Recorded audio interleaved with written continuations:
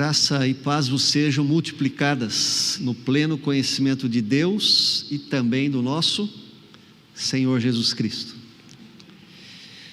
Seguindo o Evangelho de Marcos, hoje no capítulo 25, versículos 21 a 24 e depois do 35 ao 43. Eu vou ler na NTLH. Vai ser projetado aí para você o texto, a versão mais coloquial, popular. Jesus voltou para o lado oeste do lago e muitas pessoas foram se encontrar com ele na praia. Um homem chamado Jairo, chefe da sinagoga, foi e se jogou aos pés de Jesus, pedindo com muita insistência: a minha filha está morrendo, venha comigo e ponha as mãos sobre ela, para que sare e viva. E Jesus foi com ele. Uma grande multidão foi junto e o apertava de todos os lados. Jesus ainda estava falando quando chegaram alguns empregados da casa de Jairo e disseram: seu Jairo, a menina já morreu, não aborreça mais o mestre. Mas Jesus não se importou com a notícia e disse a Jairo: não tenha medo, tenha fé. Jesus deixou que fossem com ele Pedro e os irmãos Tiago e João e ninguém mais. Quando entraram na casa de Jairo, Jesus encontrou ali uma confusão geral, com todos chorando alto e gritando.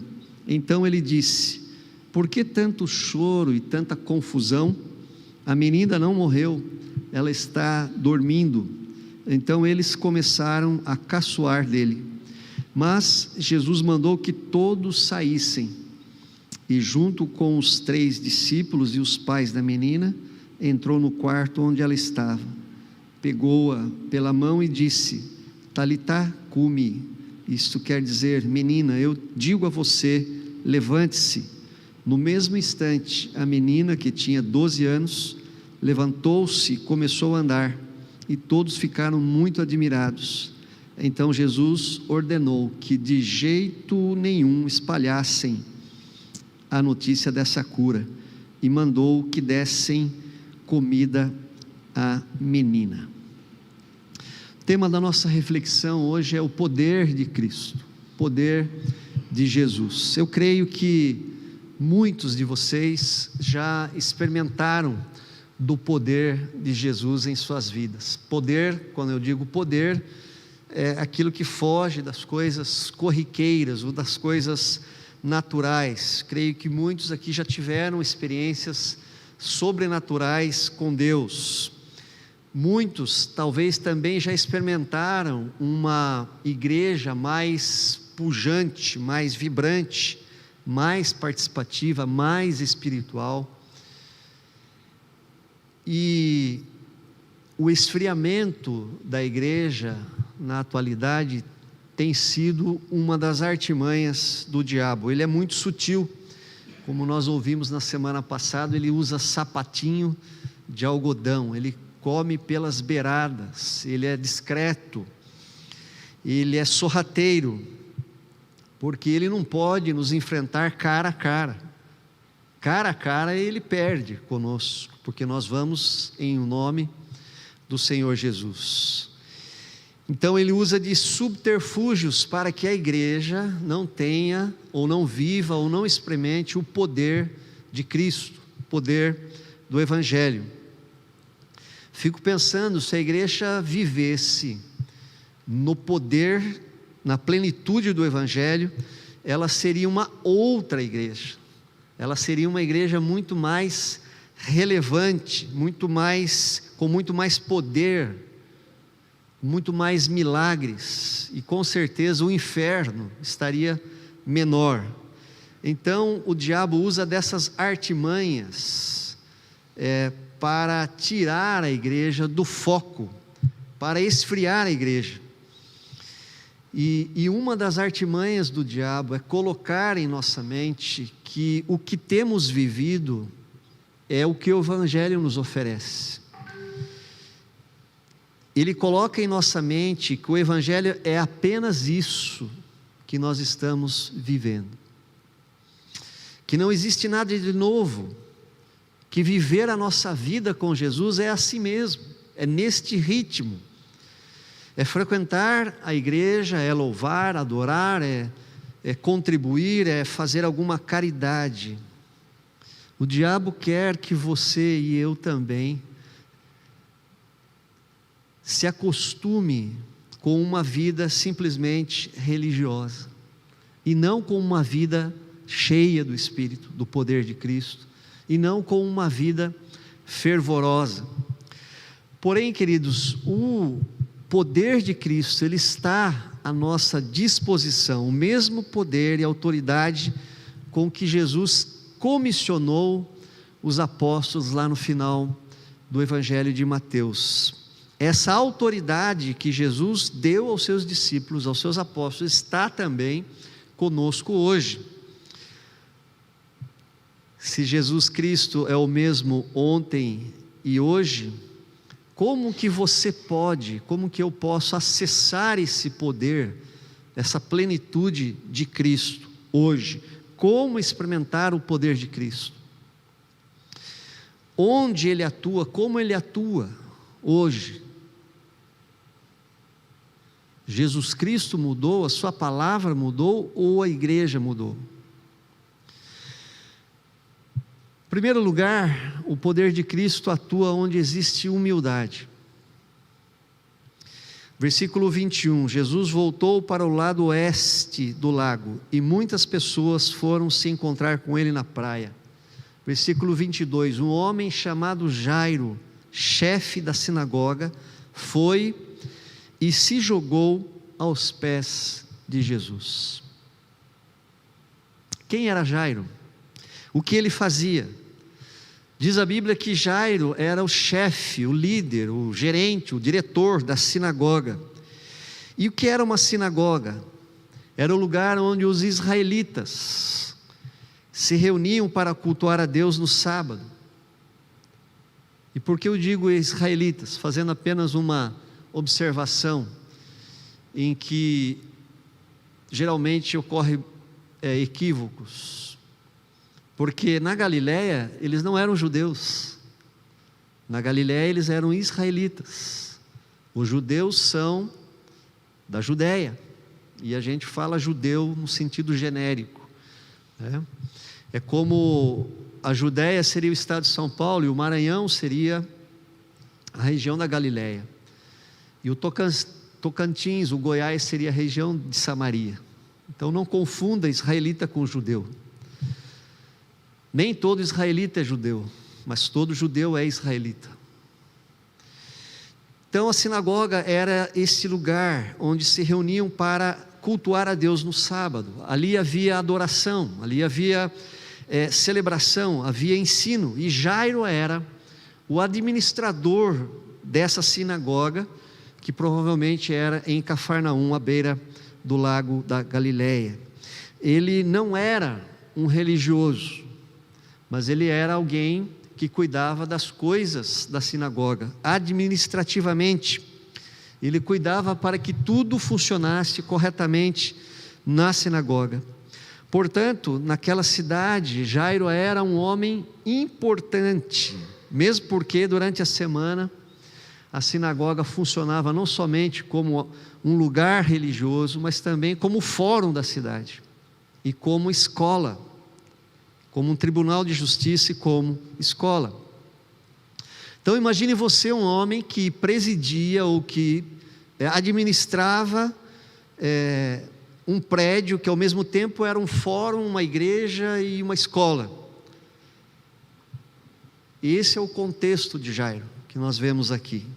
E Jairo vem a Jesus, e quando Jairo vai a Jesus, não como Nicodemos à noite, sozinho, escondido, Jairo vai a Jesus quando Jesus estava rodeado por uma multidão, e Jairo vem e se joga aos pés de Jesus, se prostra, se ajoelha e clama a Jesus com muita insistência. Jairo era um homem importante e ele estava fazendo esta cena humilhante perante a multidão de se ajoelhar diante de Jesus. Lembrando que Jesus, ele era bem visto pelo povo, pelas multidões, mas ele era mal visto pela religião oficial como um falso profeta. E o que aconteceu? Será que Jairo mudou de opinião? Será que Jairo não está mais do lado dos fariseus? Será que Jairo não pensa mais como eles? E o que falar das pessoas? O que as pessoas dirão da atitude de Jairo? Eu imagino que tudo isso passou pela cabeça de Jairo antes dele procurar Jesus. Ele teria que se expor perante o povo, perante o sacerdote, perante os mestres da lei. Jairo poderia até mesmo perder aquele cargo importante que ele tinha, que ele ocupava. Mas quando Jairo resolve ir a Jesus, ele se despiu de sua posição social. Jairo se despiu de todo o orgulho, ele se esvaziou de si mesmo, de quem ele era, do que possuía, dos seus status, dos seus conceitos e preconceitos religiosos, tudo. E o mais maravilhoso, Jesus o recebeu. Diz o versículo 24 que Jesus foi com ele. Queridos, Jesus está pronto para atuar, para derramar da sua graça, do seu poder, para atuar com poder quando nós nos despimos do nosso orgulho, porque o orgulho está intimamente relacionado com a autossuficiência, com o autocontrole, com o lugar de Deus. Olha que expressão forte C.S. Lewis, escritor cristão, escreveu: o vício essencial, o mal máximo é o orgulho. A falta de castidade, a ira, a ganância, a embriaguez e tudo isso são meras picadas de pulga em comparação ao orgulho. Foi por meio do orgulho que o diabo se tornou o diabo. O orgulho leva a todos os outros vícios, é o estado de espírito completo contra Deus. Como podemos experimentar o poder de Cristo com o orgulho? Mas quando de fato reconhecemos nossa impotência, reconhecemos o nosso pequeno tamanho, reconhecemos o quanto somos imerecedores da graça de Deus, aí estamos prontos para sermos atendidos. O poder de Cristo atua quando na verdade deixamos Ele atuar, menos de mim, mais de Cristo.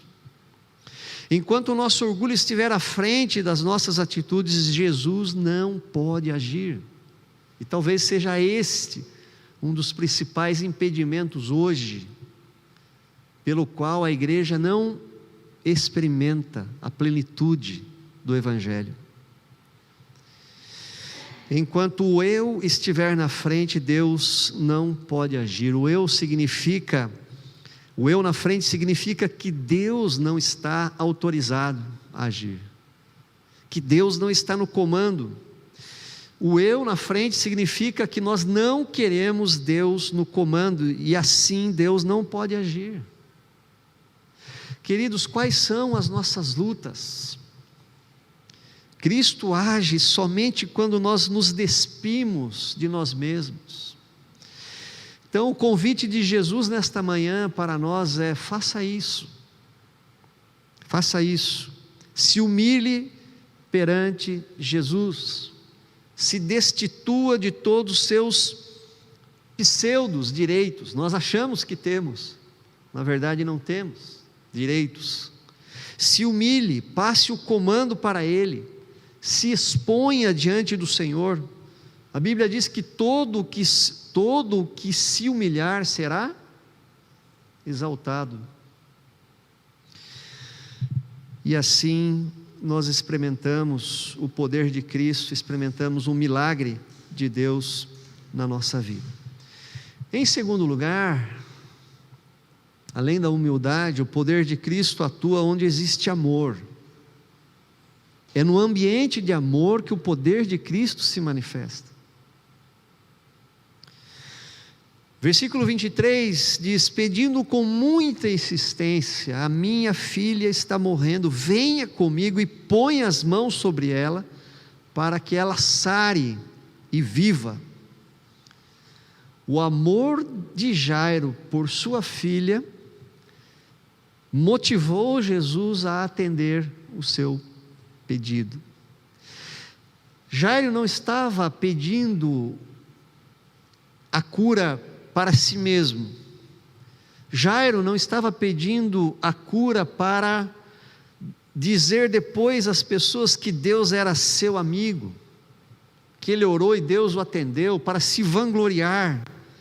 Ele pedia aquela cura desesperadamente, porque amava muito a sua filha de 12 anos. Congelava a sua alma a possibilidade de perder aquela pessoa tão querida, tão amada. E nós podemos dizer que a intensidade do amor de Jairo pela sua filha foi a mesma intensidade da sua humilhação, do seu clamor e da sua busca por Jesus. Queridos, a Bíblia diz que o amor é o dom supremo, que o amor é o vínculo da perfeição, que o amor cobre multidão de pecados, que é superior a qualquer outro dom. Onde existe amor, existe cura, porque o amor é poderoso. Nós não fazemos ideia até que ponto o amor pode superar obstáculos. Nós sabemos de uma história verídica de um bebê que já estava morto, e os médicos entregaram o bebê à mãe para que ela se despedisse desse bebê, e aquela mãe, chorando e colocando aquele bebê em seus braços, em seu peito, para despedir-se dele, o bebê reviveu, passou a respirar novamente.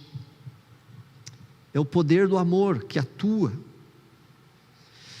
Deus certamente não ouve orações motivadas pelo egoísmo, pelo orgulho, pela vaidade pessoal, mas eu não tenho dúvidas que Deus ouve orações que são feitas com amor, com compaixão.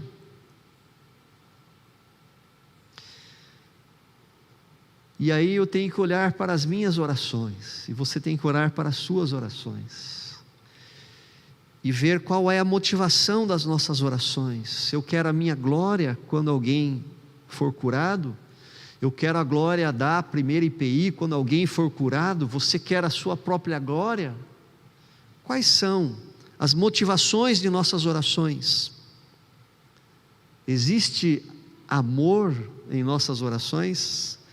Se existe, está dado um grande passo para o poder de Cristo atuar. E em terceiro e último lugar, o poder de Cristo atua onde existe perseverança. Nós vivemos numa sociedade tão desistente, o tiro é muito curto, não há paciência. As pessoas desistem fácil, a fila já andou. Essa é uma expressão que está na boca das pessoas: a fila andou, já era, já mudou, já. Versículo 23 diz, versículo 35, lá no final da história, na continuidade da história, falava ele ainda quando chegaram alguns da casa do chefe da sinagoga, a quem disseram: tua filha já morreu, porque incomodas o mestre? Mas Jesus, sem acudir a tais palavras, disse ao chefe da sinagoga: não temas, tenha fé, ou não temas, crê somente. Nós oramos muito se for para salvar um ente querido da morte, mas sejamos sinceros, depois que ele morre, nós não oramos mais, não é verdade? E aqui foi dado o veredito: a filha de Jairo morreu. Jairo poderia ter tido aqui, queridos, duas atitudes. Primeira, de praguejar contra Jesus pela sua demora. O Senhor é o culpado, porque eu cheguei primeiro, antes dessa mulher aí hemorrágica. O Senhor parou para atendê-la, e nesse meio tempo a minha filha morreu. Lembra de Marta dizendo para Jesus, ou Maria, não me recordo: se o Senhor estivera conosco, Lázaro não teria morrido. Então Jairo poderia ter essa atitude, jogado a culpa em Jesus pela sua demora. Ou Jairo poderia ter uma segunda atitude, dizendo: Jesus, mestre, tudo bem, obrigado porque o Senhor me atendeu, mas não precisa mais,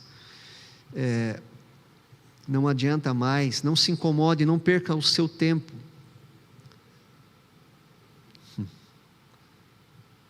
Nenhuma das duas atitudes Jairo teve.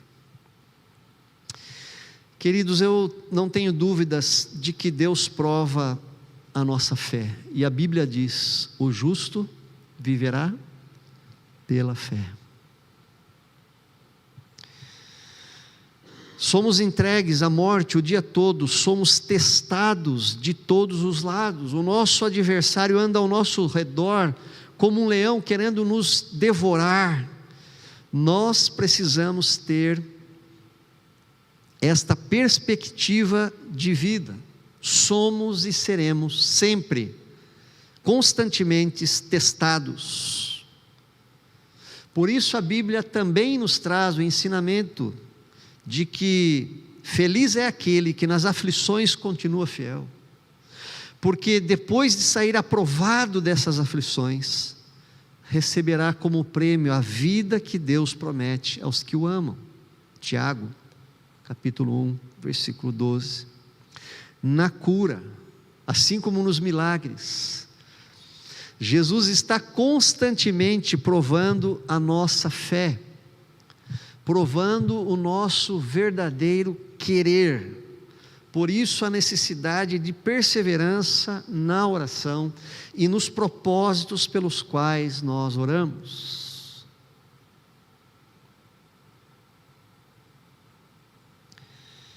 Você como pai ou você como mãe, dá ao seu filho ou à sua filha uma coisa que ele pede na primeira vez, especialmente algo que não é tão corriqueiro como um pão, como um prato de comida, talvez uma coisa, um presente, ou você espera para ver se ele esquece e não pede mais, se aquilo é importante ou não para ele. Afinal, a gente não tem dinheiro sobrando no bolso para tirar e pegar qualquer coisa que eles vão pedindo para nós. Portanto, queridos, o poder de Cristo atua também, não só onde existe humildade, onde existe amor, mas também onde existe perseverança. Assim como outras coisas nós alcançamos pela perseverança, coisas materiais. Jesus nos conta a parábola de um juiz perverso e de uma viúva, e ali Jesus traz o ensinamento de a gente orar sempre e nunca esmorecer. Você nesta manhã que está aqui me vendo ou me ouvindo aí em sua casa, você precisa de uma atuação do poder sobrenatural de Cristo na sua vida?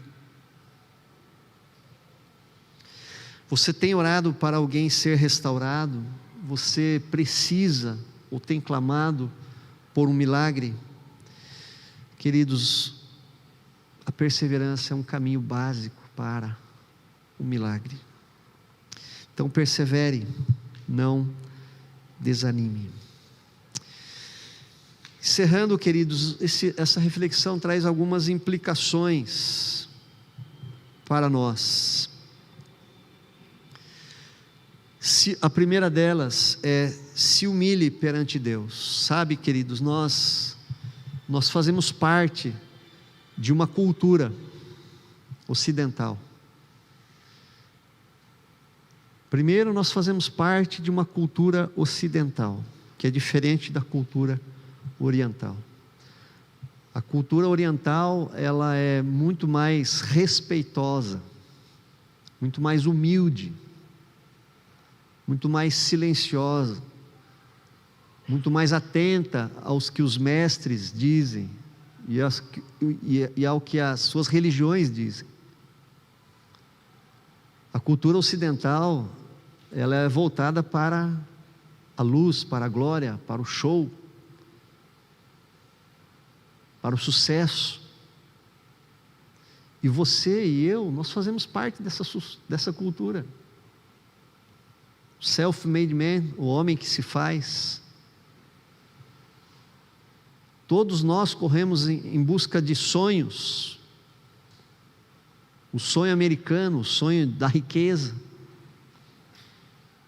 Nós somos uma sociedade individualista, onde se alguém encostou o pé no nosso dedinho minguinho, a gente já vai processar, a gente já vai buscar os nossos direitos. Nós vivemos uma sociedade individualista. A sociedade oriental, ela é coletivista, é do coletivo. A sociedade ocidental é do indivíduo. Os filmes que nós assistimos, a maior virtude que Hollywood tenta passar para nós é a virtude da liberdade, que supostamente quem vive em outros países no Oriente não tem. E nessa liberdade, nessa autonomia, é muito difícil para nós ocidentais nos humilhar. Nos humilhar. É muito difícil nós ficarmos por baixo. E a gente vê isso no nosso cotidiano. Você ultrapassa um veículo, o veículo vem e ultrapassa você. Em diversas situações nós fazemos isso. E Jesus está nos convidando nesta manhã para que a igreja ocidental experimente o poder de Cristo. Para que você experimente o poder de Cristo, se desfaça de você mesmo. Seja o menor. Seja como João Batista. Eu não sou digno de desatar as suas sandálias. Convém que ele cresça e que eu diminua. Ah, pastor, mas isso aí é perante Jesus, perante o outro eu não faço isso. Como que você exerce a humildade se não for perante os outros? Os nossos semelhantes? Se desfaça de você mesmo, se desnude perante Deus, deixe o seu orgulho de lado, se humilhe, saia do controle, deixe Deus operar.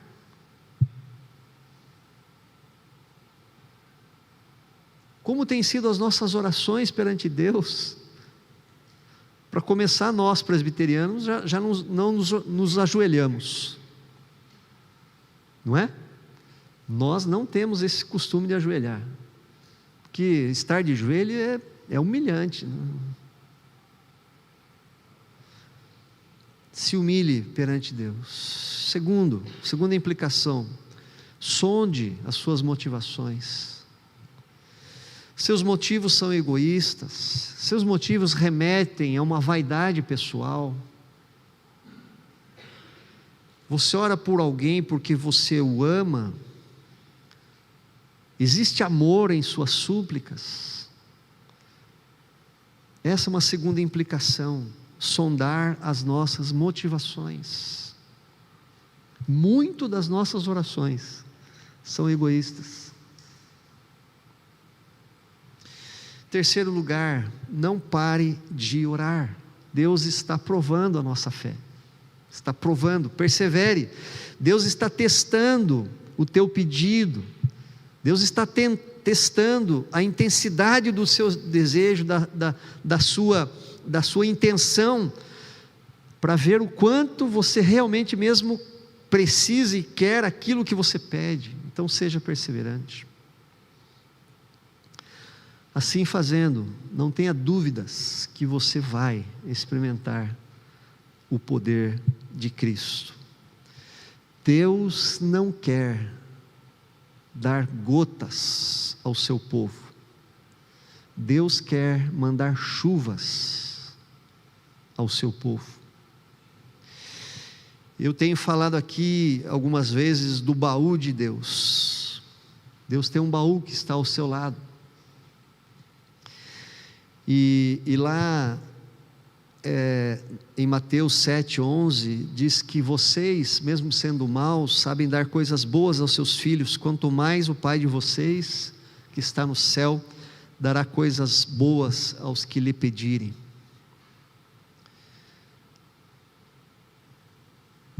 Mas é a oração e é o estar com Deus que vai fazer com que nós experimentemos mais de Deus, mais daquilo que Deus quer nos dar. Que Deus assim nos abençoe e nos leve à humildade, a pedir orientação ao Espírito para orar e também perseverar em nossas orações. Que Deus nos abençoe em nome de Jesus. Amém.